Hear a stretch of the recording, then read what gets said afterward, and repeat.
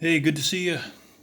Got Ulysses by James Joyce, and I am dreading this one. Got my kids yelling in the background. Might have to step out and take care of that any second now. And also, one of the most difficult books to read in human history.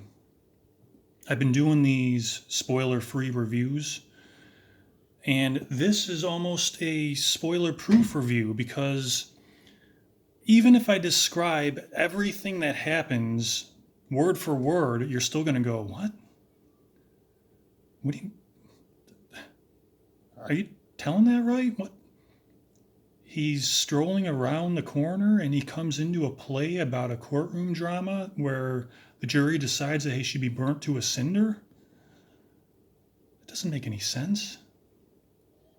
So I'm not really worried about revealing anything because it's not going to give anything away. It's not going to make sense where you feel like you've been cheated when you start reading it because you're going to feel just as lost and confused as if you didn't know a single thing, as I did.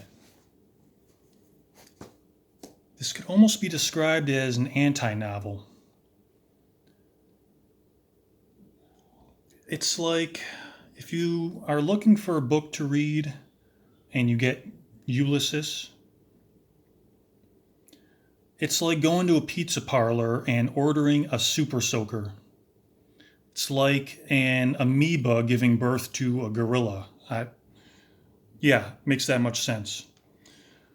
None of what you're seeking out in a book is used in this book. Everything that you would teach a writer not to do, James Joyce is doing as much as possible for as long as possible. And it's awesome for a certain audience. Only a certain audience will be able to go along for this ride. It's not going to win over your cynical friend that says, "What's the big deal about books? A movie, you get the whole story in a shorter amount of time.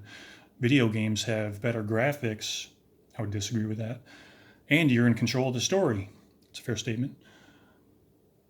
Comics have pictures. So what's the big deal with reading? You're never going to win over that by giving them Ulysses. They probably wouldn't make it past the first page.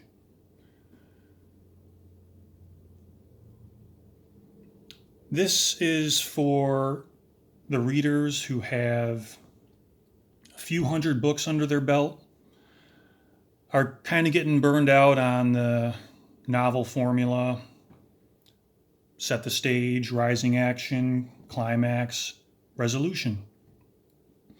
If you are getting tired of that and are looking for a completely new experience, you're going to get that here. And I wonder why he wrote it because it's such a limited audience. I mean, it's not going to. Let me describe somebody that would never give Ulysses or Ulysses a chance and would never get it anyway. Somebody who would throw garbage onto someone else's property. Can you imagine how pathetic that type of person is? To be waiting around and watching for everyone to leave the property. They clearly have nothing going on. They're not contributing to society, and they don't have the mental capabilities to live a normal life or accept that other people are living their own lives.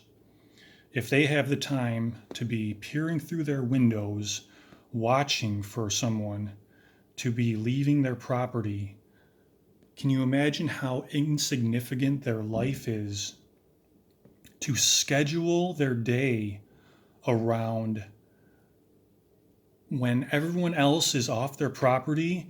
They're going to sneak their garbage over to their yard and throw their garbage into the yard instead of giving it to where the garbage men can take it, the people who get paid to do it. So if you're operating on that low of an intellectual level, Ulysses isn't going to win you over. I mean, nobody is calling you to recommend any books to you. Oh, sorry, I can't read it. I'm waiting around for my neighbors to leave so I can hide my trash under my shirt and then go throw it on their property when they're not home. Hello? Yeah, that person's not going to get the book. Looters and rioters, other than in a survival situation where you're going to starve or your family's going to starve, if you're looting and rioting, you're just a moron committing a selfish act for momentary gratification. And the part of your brain that would enjoy Ulysses by James Joyce is missing. Because clearly you're not thinking like NASA would be a good audience. Smart people working together for the betterment of mankind's future. They would get Ulysses. Because really this book and any book that stands the test of time is the product of humanity working together, smart people working together to enhance and enrich our way of life. In this case, Joyce uses the language. That's where the book excels, is that he's pushing the use of language to its furthest capacity. Maybe further than any book I've read, at least, maybe any ever. And I always think about, for every one of these that makes it and stands the test of time, here it is 100 years later and it's still baffling people.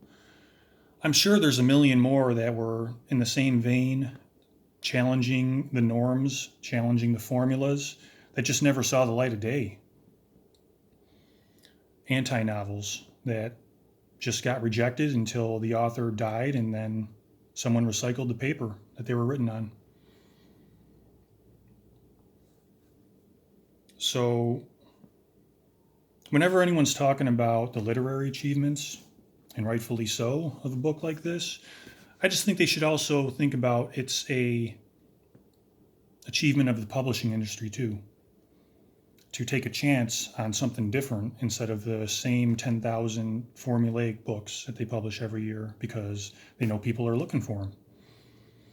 It's important to try to enhance and grow your mind with something new like this. Otherwise, you get stuck in a comfort zone. If you always do what you always did, and you always get what you always got. But if you're willing to grow, then you're not the type of person who would destroy the business of an innocent person who's never bothered you in any way, or throw trash onto someone else's property when you can just give it to the garbage men. So it's just amazing that why would Joyce decide to write this? I mean, I know why, but why would he think that anybody would ever like it or give it a chance? Did he, or was he just, I mean, it's such a long book to commit to. He had to think that he must have had a lot of support and positive reinforcement to think that people would give something like this a chance, because there's no coherent plot. There's no cohesion to the characters. After 30 pages, I just had to give up trying to follow who was doing what because I realized it didn't matter. And that's where you have to kind of do what I did and give up and just go along with the one thing that the book excels at, maybe better than any other that I've read. And even that is kind of going against what you should do. It's purple prose. You're never supposed to do that. Run-on sentences. You lose the reader with that. And James Joyce does as much of that as possible. But if you give yourself up to it and just go along for the ride and just enjoy the flow of the language and the fact that so many huge words are passing into your brain, because it's said that you retain everything that goes into your brain, and everything that ever has gone into your brain is still in there. It's just, it takes the right hook to pull it out again to where you can actually use it, but it's all in there. So I can't imagine when all these huge words are going to come into my life, but it's good to know they're in there.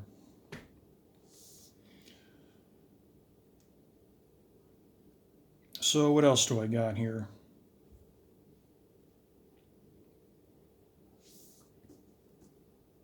Going along with the purple prose, the run-on sentences, the different styles, there's a lot of different sections and each one utilizes a different style. And I think my favorite was near the end of the book. It's a question and answer style where it's telling, well, I think it's telling the story, but who knows for sure. I'm going to have to reread this with the dictionary because I didn't get most of the words that were said to me or most of the things that people were doing. But I still enjoyed the flow of the language and the fact that I was reading so many big words. I felt like I was getting smarter reading it. And I'll have to try it again with the dictionary. So, in honor of my favorite section from near the end of the book, not the very end, but near the end, should you read this book? Well, as we've said, quixotically sesquipedalized, gasconatingly frivolous superfluities, you shall.